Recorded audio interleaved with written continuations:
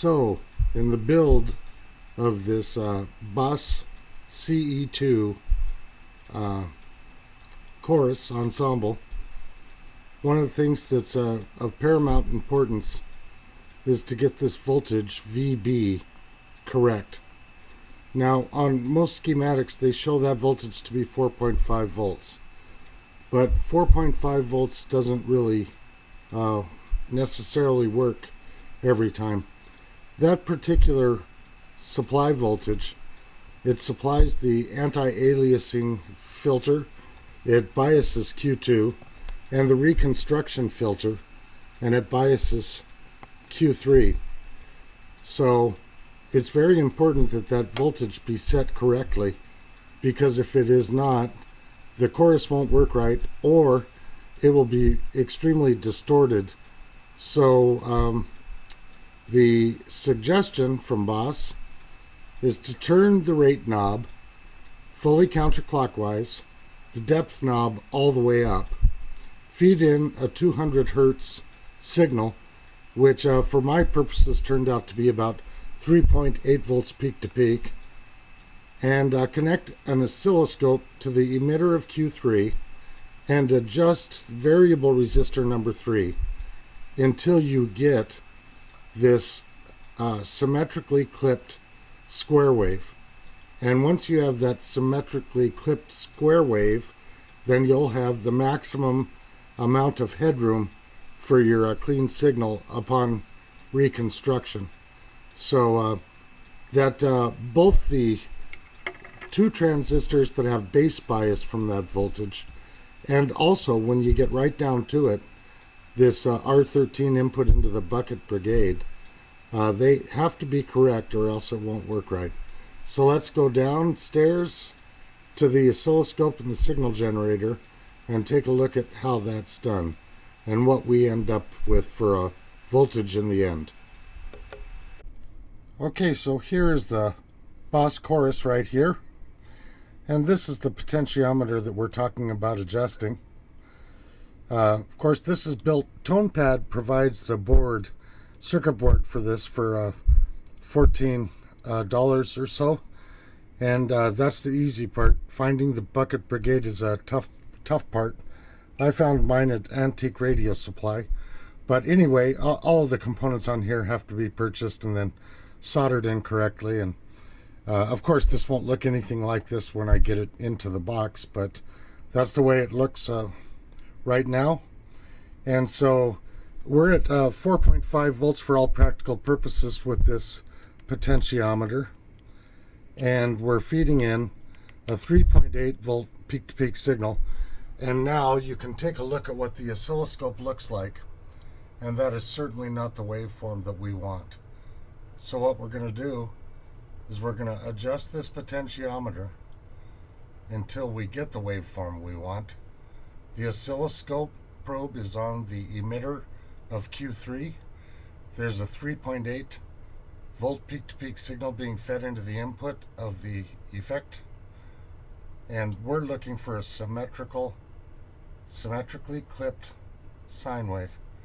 And that's just what we want.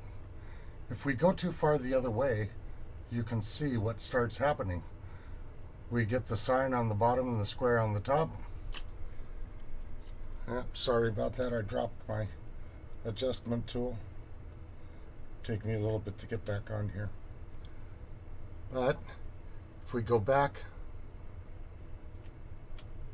you can see this is pretty close to symmetrically clipped.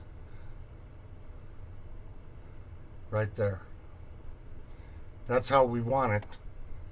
Now, let's take a look and see what the voltage ended up being instead of 4.5 volts. The voltage is 6.38, right in that neighborhood. But we've got what we want here. We have as much clean headroom as we can get. We've got a symmetrically clipped sine wave. Of course, now it's almost a square wave, but and we've got the signal generator at 200 hertz, 3.8 volts peak to peak. So now we've got a good adjustment on this thing, and we'll come back and see what it's looking like when it does its effect on the signal. So this is what the chorus looks like when it's operating. And I have added a switch on it to increase the depth of the chorus. If you push that switch on it, you'll notice that the depth of the chorus increases quite a bit. So it's operating real good, and it's ready to go in the box, and then we'll give it a try and listen to it on the guitar and the amplifier. But it's a beautiful sounding thing. So here's the chorus operating. There's a POG set on this to give it a 12-string effect, and there's also a little bit of digital delay. So first I'll play without the chorus, and then I'll engage the chorus.